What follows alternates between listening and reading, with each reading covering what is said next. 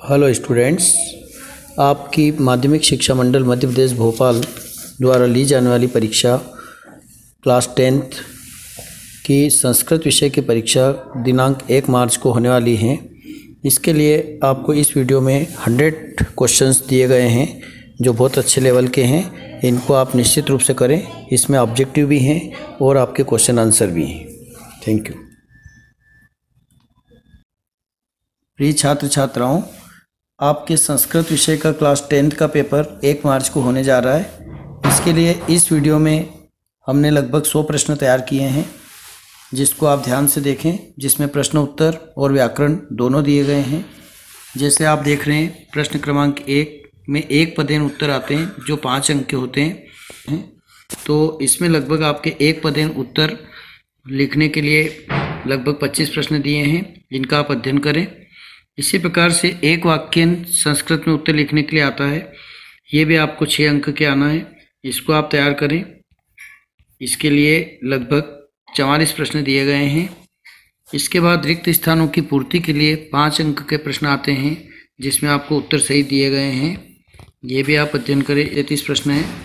इसी प्रकार से सही जोड़ी बनाने के लिए आती हैं, तो सही जोड़ी को भी आपको 43 प्रश्न दिए गए हैं, है ना। उत्तर सही थे, इनको आप आराम से करें।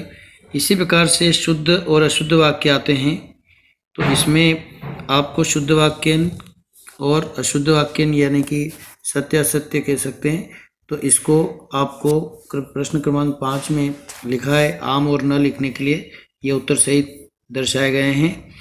फिर आपको पता है कि संस्कृत में दो श्लोक लिखने के लिए आते हैं, तो इनको आप बार बार प्रैक्टिस करें। अच्छे श्लोक जो सरल हैं और जो आपको कम समय में याद हो सकते हैं, ऐसे श्लोक इसमें दिए गए हैं। लगभग ये 6 श्लोक दिए गए।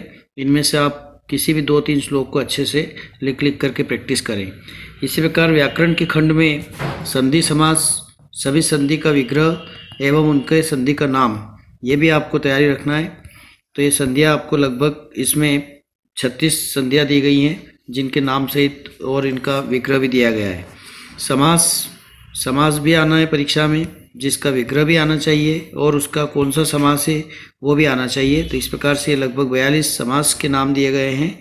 और शुद्ध वाक्य और अशुद्ध वाक्य, तो किसी प्रकार की व्याकरण संबंधी इसमें त्रुटि होने से वाक्य शुद्ध या अशुद्ध हो सकता है।